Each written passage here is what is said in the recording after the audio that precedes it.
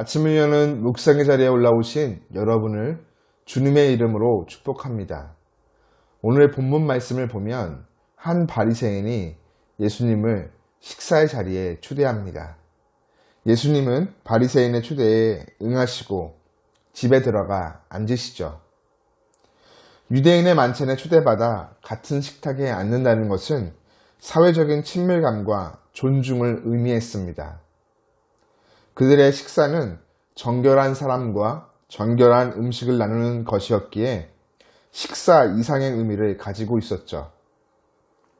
예수님께서 그 집에 들어가 앉으셨을 때, 그때 그 동네에 죄인된 한 여자가 예수님이 오셨다라는 소식을 듣고 향유 옥합을 가지고 그 집에 들어오게 됩니다.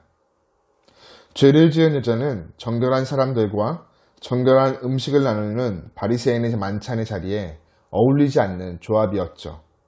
아마도 초대자 바리새인과 손님들 모두 당혹스러웠을 것입니다. 더욱이 이 여자는 식사하시기 위해 자리에 앉으신 예수님 뒤편으로 가서 눈물을 흘리며 예수님의 발을 적셨고 수건 대신 자신의 머리카락으로 발을 닦으며 발에 입을 맞추고 향유를 붓습니다.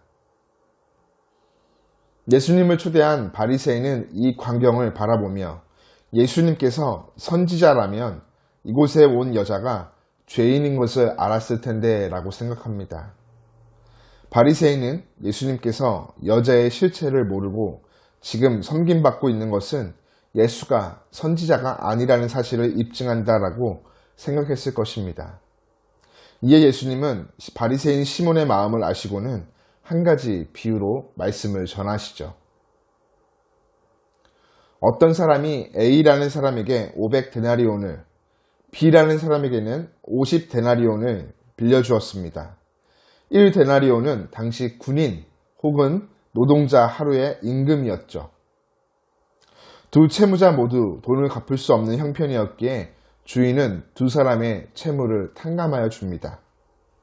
그렇다면 탕감받은 두 사람 중에 누가 돈을 빌려준 주인을 더 사랑할까요?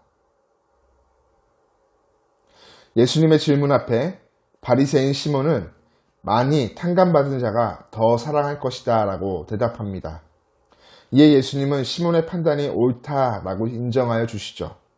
그러시고는 여자를 돌아보시며 시몬에게 이 여자를 보느냐 질문하시므로 여자의 행위와 시몬의 행위를 대조하여 주십니다.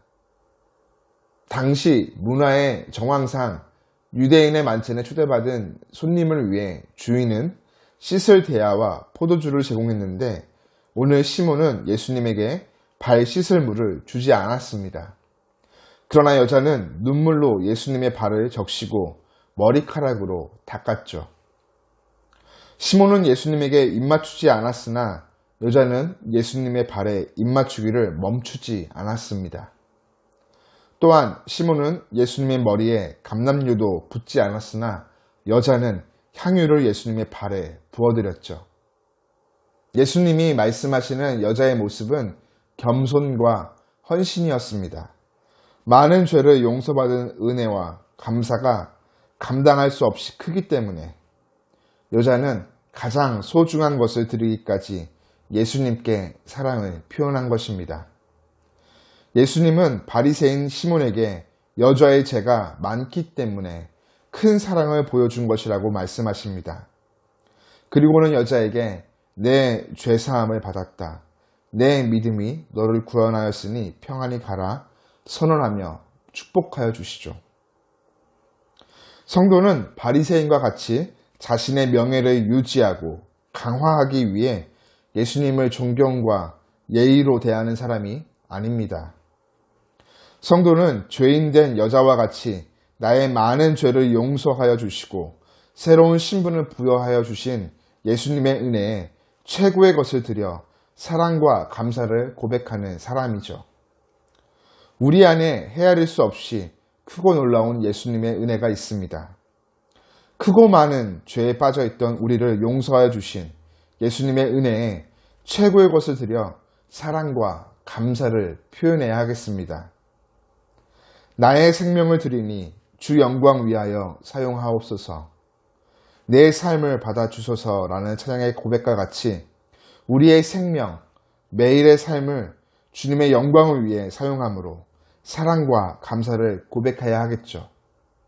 더불어 크고 많은 죄를 용서받은 자로서 그 은혜를 잊지 않고 오늘도 부르시고 세우신 자리에서 다른 이들의 허물을 용서하고 용납하여 주므로 사랑받은 자의 삶을 살아가는 우리 모두가 되기를 간절히 축복합니다.